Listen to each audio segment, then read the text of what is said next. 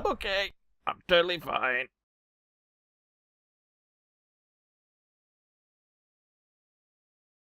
Hello everybody and welcome back to Topic Tuesday. Today's topic is part 3 of a wider topic. Today I am talking about from concept to comic book again, and this is a short video about designing. Everyone knows that the biggest part of any visual story is the characters and the environments.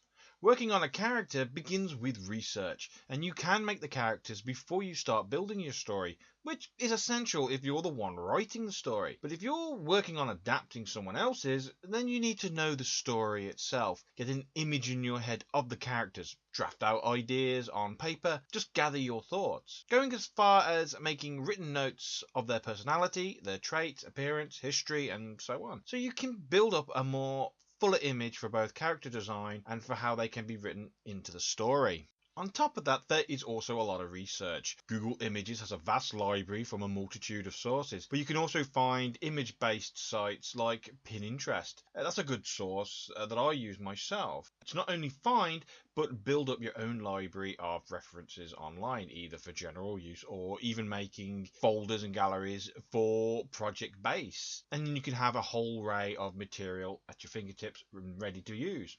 A good thing I often do is to take parts from various images and draw rough drafts of the items, either separate in a sketchbook or on a piece of paper or straight onto the character design sheet itself that I build for the characters, basically building up a composite image for a first draft. And I say first draft because it's often when you design a character, it never comes out perfectly as you want it. It might look good or it might just look terrible, but you kind of got there, and then you tweak it and you tweak it until you get the whole thing that you want and looking exactly as you want it. Building character sheets, like you're seeing right now, is a good way to keep your character drawings the same, and good reference to keep things looking correct throughout the project. I often go between using them and not, but I do find myself going back to references if I find my work is slipping in the details.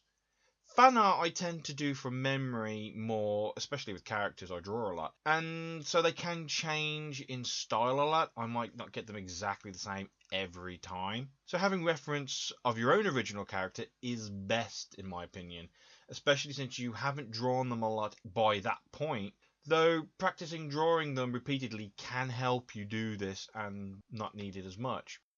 And you want angles. On this sheet you are seeing me draw, I drew 2 full body images, a side and frontal perspective, and 3 heads for front, side and back. This is the basic angles that you need for any character, I think. You can also draw many more angles, giving yourself more practice and more reference, like 3-4 view, side view, upper view, down view, and so on. I've seen many artists who create their character sheets with them, not in just various angles either, but also trying different expressions, different poses, just to see how they look in them, having them drawn out rough, or just tests to see how they come out, if maybe they might even look right. And while I don't show you all this here in my own character sheets, I've done this many times, showing how they look in different emotions, as well as poses and postures, which gives off the body language of the character. And then there are also the small details, the eye, the markings. The more sketches and designs you have, the more fuller a reference you have for your collection. Of course, more detail also means more time drawing the character each time. So how detailed is up to the author or artist, but the general rule of thumb is major characters have the most detail, secondary have a lot of detail, and background characters are often more plain unless they are required to match uniforms with a main character or something. Now, while I'm not showing designing backgrounds, locations, special items, the method itself is the same. Research, take notes, make design sheets for reference. It could be the throne room of a royal hall, the spaceship of a space adventurer, the gun of a bounty hunter, the sword of a hero, the tome of a wizard, or a valley village. If it's in the story, it needs to exist on paper somewhere. With buildings, it's not just about drawing what something looks like either. With the architecture, it's also the layout, as in the floor plan, or if you want to go more TV and film, the set design. This helps with layout for the story, where it helps the framing of the character and what is around them within the scene. It also helps you preview what the world of the story will look like quite easily. And afterwards, not only do you have a lot of drawings, but an encyclopedia of all things to do with your world. Hence why we end up with these art books for movies and TV shows. Awesome material, recommend you buy some art books.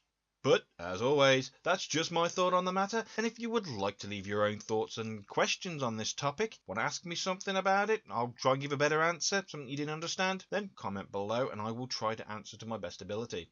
Or if you just simply want to say anything like hi, or if you enjoyed this video, then please leave that comment. You can also find me on some social media sites. All links are below in the description. If you like the video, please leave a like by hitting the thumbs up, and if you would like to keep up to date on when I post a video, then feel free to hit that subscribe button. But for now, thank you for watching and enjoy your day.